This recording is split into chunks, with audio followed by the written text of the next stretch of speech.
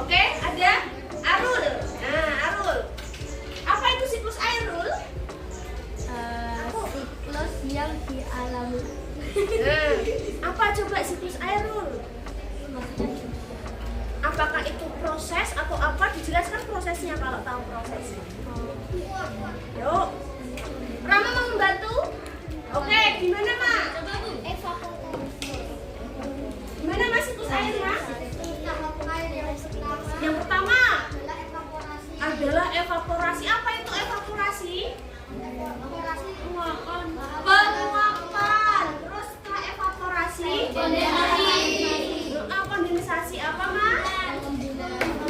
Pengemburan. Terus setelah kondensasi, presipitasi. Apa itu presipitasi?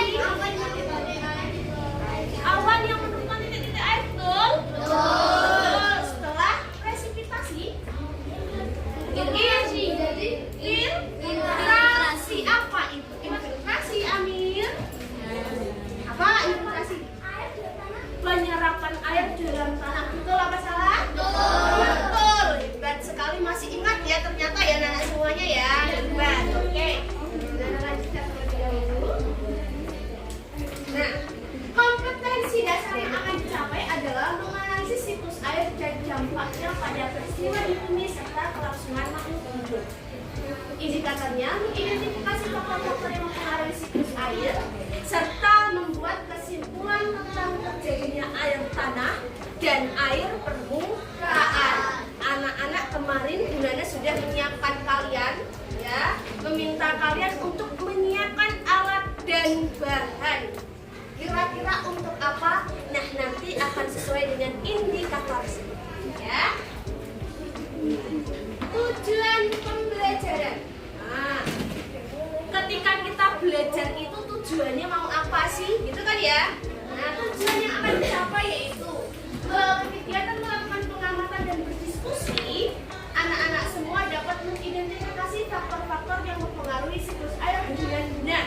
Terus, melalui kegiatan mencoba, siswa mampu membuat kesimpulan tentang terjadinya air tanah dan air permukaan. Ya, sebelumnya Bu Nana sudah mengajak kalian ke perpustakaan untuk mencari ya, untuk mencari apa itu.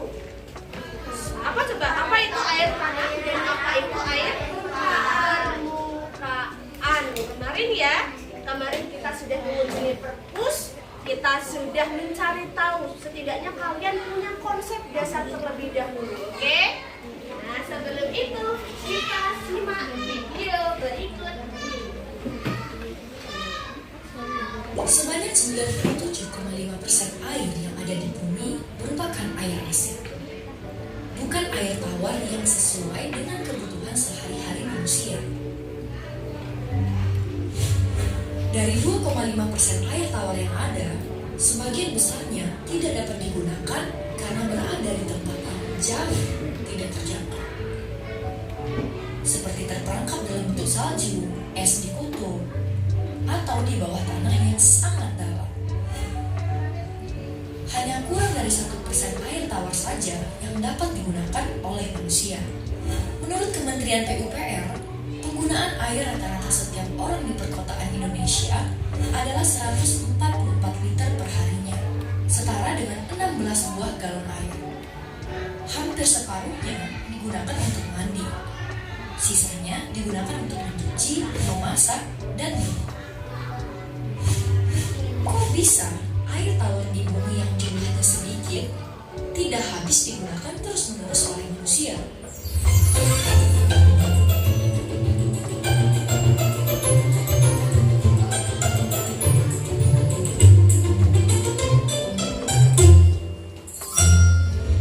Air merupakan komponen penting dalam kehidupan. Sebagian besar tubuh makhluk hidup terdiri dari air. Contohnya tubuh manusia yang 70%-nya merupakan air. Oleh karena itu, kita sering sekali meminum air. Selain itu, air juga digunakan untuk membersihkan tubuh, mencuci pakaian, dan memasak. Air tidak selalu berbentuk cairan. Ketika didinginkan, air akan berubah bentuk menjadi es yang padat. Apabila air dipanaskan, dipanaskan, maka akan menjadi uap air yang tidak terlihat oleh mata. Begitu pula di alam. Air dapat berbentuk cairan seperti yang terdapat di bawah tanah dan mengalir di sungai. Atau berbentuk padat seperti yang terdapat pada salju dan es di kutub. Ataupun berbentuk uap air saat terkena sinar matahari yang panas. Seluruh proses perubahan bentuk air yang terjadi secara alami di lingkungan termasuk ke dalam siklus air.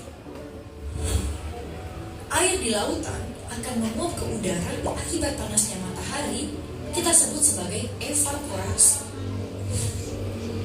Uap air tersebut kemudian akan membentuk awan di udara. Saat awan tersebut dipenuhi oleh molekul air, air akan turun kembali ke daratan dalam bentuk air hujan, yang disebut dengan proses presipitasi. Air hujan yang membasahi daerah dataran tinggi akan diserap oleh tanah dan mengalir ke dataran yang lebih rendah, melalui aliran sungai hingga kembali ke lautan. Air yang berada di dalam tanah dapat diserap oleh tumbuhan dan menguap melalui daun, yang disebut dengan proses transpirasi. Ketika kita menggunakan air untuk kegiatan sehari-hari, air tidak habis ataupun hilang. Air akan memasuki proses-proses siklus air, berubah bentuk, dan mungkin suatu saat akan kembali ke rumah kita sendiri. Jika kalian ingin tahu lebih banyak mengenai air dan siklusnya, kalian bisa tonton di aplikasi Zenius di kelas 6 SD sekarang. Sebanyak 9. Oke. Ya, kita sudah mengetahui. Kemarin kita sudah paham mengenai siklus air. Kita ulas lagi. Air itu tidak akan pernah habis. Kenapa kira-kira? Karena ada daun air. Air itu selalu berputar, ya. Tadi kalau evaporasi itu penguapan dari air sungai dan air laut. Kalau transpirasi dari apa tadi? Dari tumbuhan, betul sekali. Ya, kita sudah tahu siklus air itu bagaimana. Sudah tahu manfaat air? Sudah tahu? Ya, manfaat air. Kira-kira manfaat air apa kalau di rumah? Angkat tangannya. Oke, Zizi apa sih? Untuk mandi. Fania untuk apa? Masak. Minum. Untuk apa? Untuk masak juga. Oke. Untuk mencuci apa, Mir? Mencuci juga. Tadi kebutuhan satu makhluk hidup, satu manusia, itu kira-kira berapa liter air tadi? 144 liter air. Kalau kamu lihat di sini itu berapa liter? 600 mili ya, baru mililiter ya segini ya.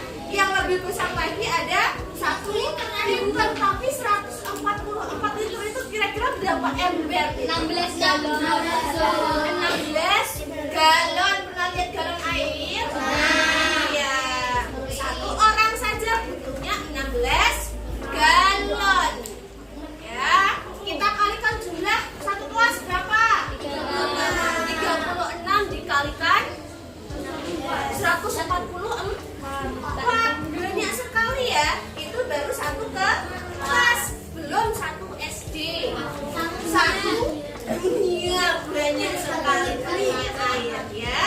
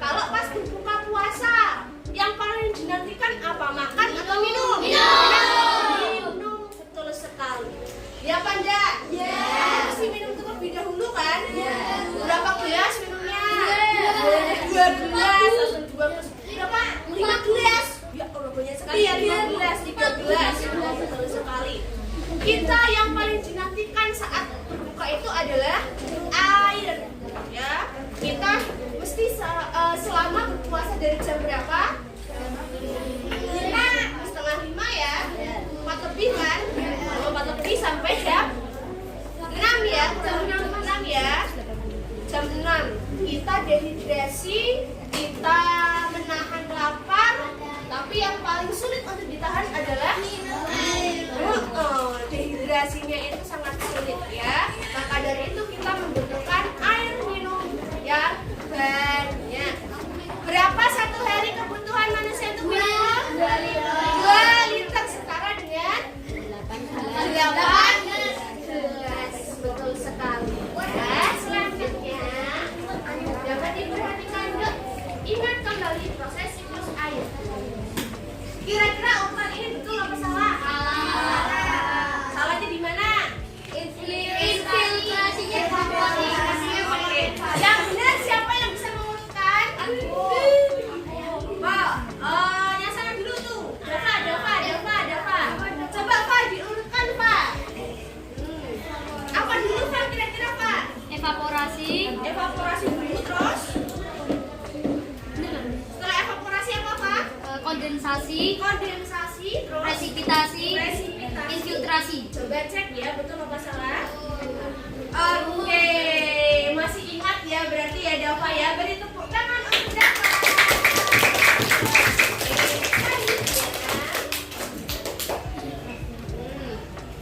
Diperhatikan gambar berikut.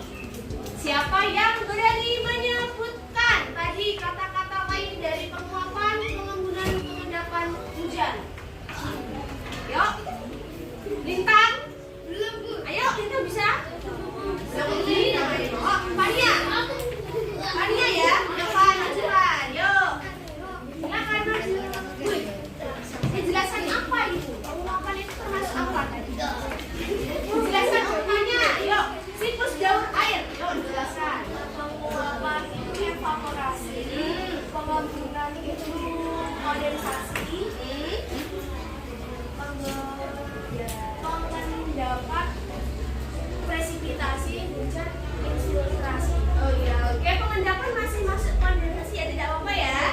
Kalau hujannya masuk presipitasi, betul sekali. Setelah terjadinya hujan, dia airnya kemana ini Pak? menyerap ke bawah tanah lalu mengalir ke sungai sampai ke laut. Kalau sampai ke laut disebut dengan apa? Masih ingat? Infiltrasi. Oh, kalau ke laut jadinya air apa ini? Air asin ya tadi ya di awal ya, air asin. Terus kalau menyerap ke tanah jadinya apa? Air tawar, boleh betul sekali. Atau sering biasa disebut kalau menyerap ke tanah itu disebut dengan air tanah. Sementara yang di sungai dan di lautan itu disebut dengan air permukaan. Oke, beri tepuk tangan untuk Pania.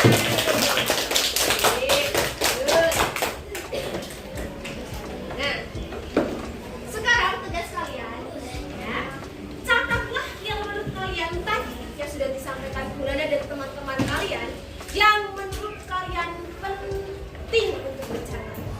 Ya, Bulana beri waktu 5 menit. Oke, yuk. Bagaimana? Apakah sudah selesai? Oke, yang mau mengungkapkan pendapatnya siapa? Yuk, ayo siapa? Oh, banyak nih. Ya, ambil dulu ya, Min. Bagaimana tadi catatan pentingnya? Menurut ambil apa aja catatan pentingnya? Evaporasi adalah penguapan. Kondensasi adalah pengembunan. Infiltrasi adalah turunnya air. Infiltrasi adalah air hujan yang bisa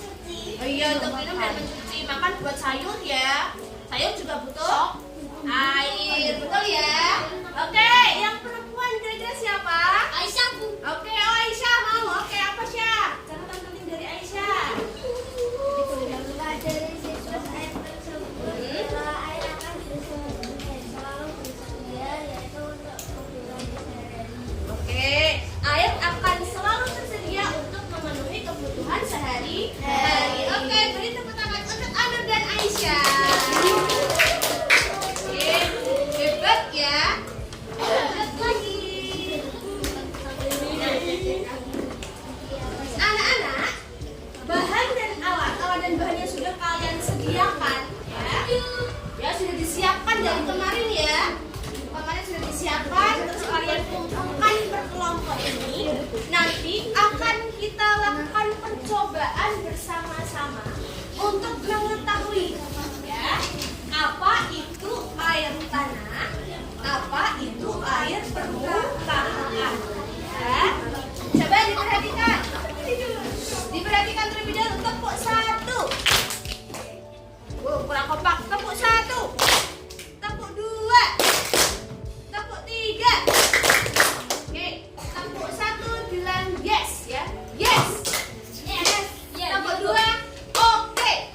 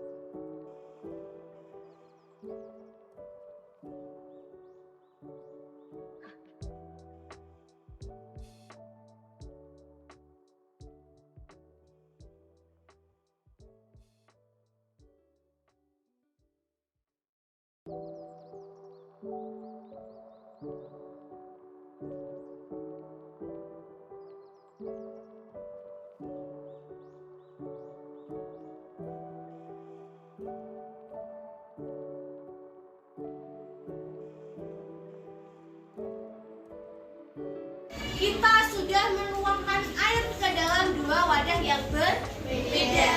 Setelah itu kita akan menunggu selama 1 jam. Apakah di tinggi air ya? Tadi kan tinggi air disuruh mengamati ya, tinggi airnya itu apakah tetap sama atau akan berkurang? Nggak berbeda sama sekali, tidak apa-apa. Nah, sebelum itu sambil menunggu 1 jam ya, kita buat terlebih dahulu tabelnya. Coba lihat di LKPD masing-masing, di lembar kerja masing-masing ya. Buatlah tabel di kertas Astro yang telah disiapkan. Wadahnya ditaruh di tempat yang aman terlebih dahulu, wadah kalian ya. Taruh depan dulu, tidak apa-apa, taruh depan dulu. Sama-sama namanya, yuk. Yuk, kelompoknya juga ya. Oke, karena sudah ditaruh di depan semua, kita tunggu 1 jam sembari kita buat tabel terlebih dahulu sesuai dengan LKPD-nya ya. Kalian sudah ajak LKPD-nya ke kelompok? Ada ya, sudah semua ya. Kemudian bisa digambarkan tabelnya. Yuk, gambarkan.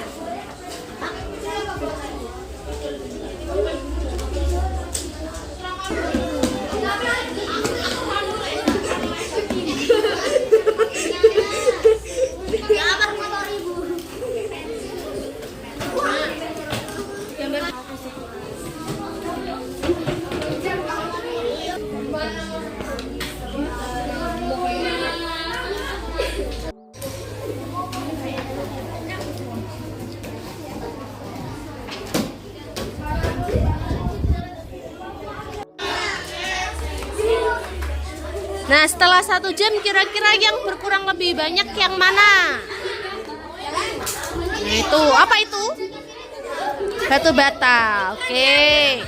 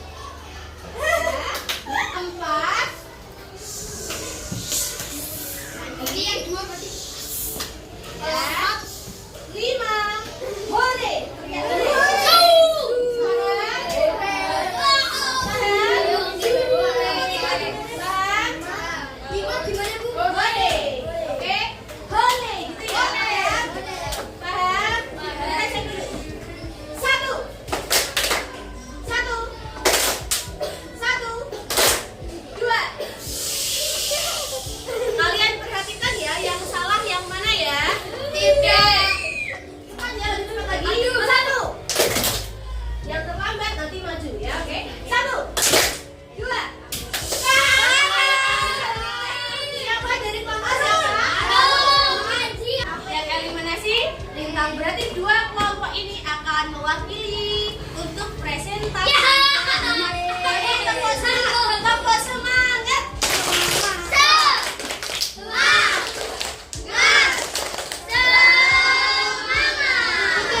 Oke, kelompok dari Alun akan mempresentasikan hasil pengamatannya. Silakan. Kenalan dulu, kenalan dulu. Halo, kami dari kelompok 1 akan mempresentasikan hasil pengamatan. Pengamatannya adalah tinggi air setelah 1 jam bongkahan batu berkurang 1 mm. Tingginya berkurang 1 mm. Untuk yang batu bata tingginya berkurang 4 mm. Yang kedua, perubahan yang terjadi pada bahan. Yang bongkahan batu tidak terjadi perubahan apa-apa. Sementara yang batu batanya menjadi lebih lunak.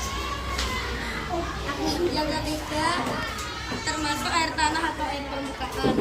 Untuk yang bongkahan batu termasuk air permukaan, dan yang batu bata termasuk air tanah. Yang keempat, penjelasan mengapa termasuk air tanah atau air permukaan. Termasuk bongkahan batu termasuk air permukaan karena hampir tidak mengalami penyerapan. Yang batu bata termasuk air tanah karena terjadi penyerapan dalam jumlah banyak. Ya, saya bisa jelasin yang kelima kesimpulannya. Yuk. Kesimpulannya yaitu air yang dituangkan di wadah bongkahan batu termasuk air permukaan. Air yang dituangkan di wadah batu bata termasuk air tanah. Oke. Semuanya sudah menyimak? Sudah ya? Bongkahan batu tadi termasuk air apa? Air permukaan. Boleh ya, benar. Terus yang batu bata termasuk? Air tanah. Kira-kira dari jawaban kalian ada yang tidak sesuai? Ada yang aku beda sama jawaban mereka? Ada nggak kira-kira? Ada. Ada yang mau menambahi? Tidak. Linta, gimana Linta?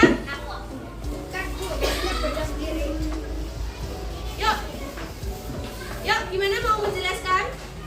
Sama? Atau sama saja? Oke. Bedanya apa? Air tanah. Oh, kebalik berarti kamu. Oke. Perlu kita ketahui diperhatikan batu bata itu terbuat dari apa? Tanah ya, terus apa lagi? Air. Terus air. Kulit padi, betul sekali.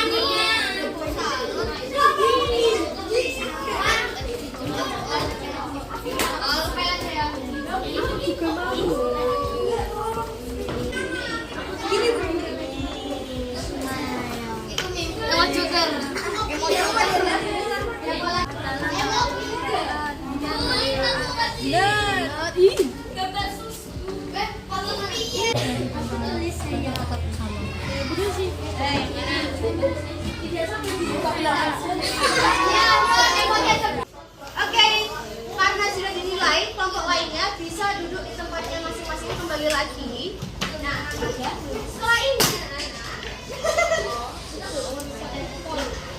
kita tadi sudah mengetahui kalau bongkahan batu yang dituangkan air itu termasuk ke dalam air apa? Air permukaan. Sementara bongkahan yang batu bata, air tanah, termasuk air tanah. Alasannya adalah kenapa air tanah? Karena menyerap air. Betul sekali. Nah, diperhatikan. Kira-kira yang mana yang air tanah, yang mana yang air permukaan? Air tanah. Air tanah. Apanya? Oke. Oh, yang air permukaan yang mana? Yang mana? Air tanah yang sumur, air permukaan yang sungai. Oke, sungai mengalir ya, Bunda ya. Oke, beri tepuk tangan untuk kalian.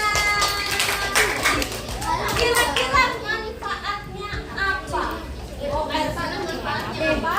Air yang mengalir ini manfaatnya apa? Ada yang tahu? Untuk yuk, angkat tangan. Oh, Amir, yuk. Air tanah untuk permukaan. Bentuk apa? Bentuk tanah ya, permukaan tanahnya biar lebih kuat. Betul apa salah? Betul. Yuk, kalau air yang permukaan apa Mir? Untuk mengaliri sawah. Untuk mengaliri sawah. Betul apa salah? Betul. Hebat ya. Sudah paham manfaatnya juga. Kita apa Mir? Mengungkapkan gagasannya. Ada yang mau mengungkapkan gagasannya lagi? Manfaat lain dari air permukaan apa? Oh, Arul, apa Arul? Dapat hewan-hewan dapat minum. Oh, hewan-hewan dapat minum ya dari air permukaan. Boleh. Dirama apa Ma? Ikan bisa berenang. Wah, bisa berenang. Oke, boleh. Hebat ya. Sudah paham semuanya? Oke. Ikan bisa berenang.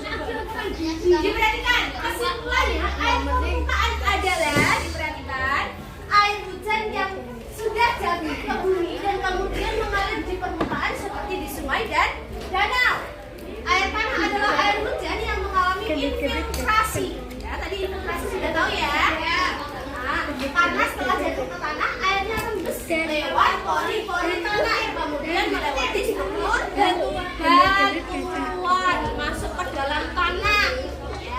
Ya, itulah yang disebut dengan air tanah. Oke.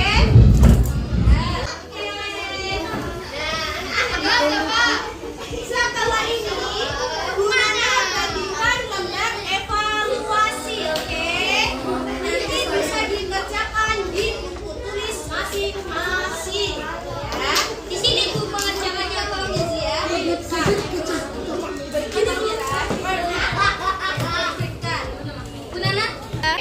Soal evaluasi sudah dikerjakan.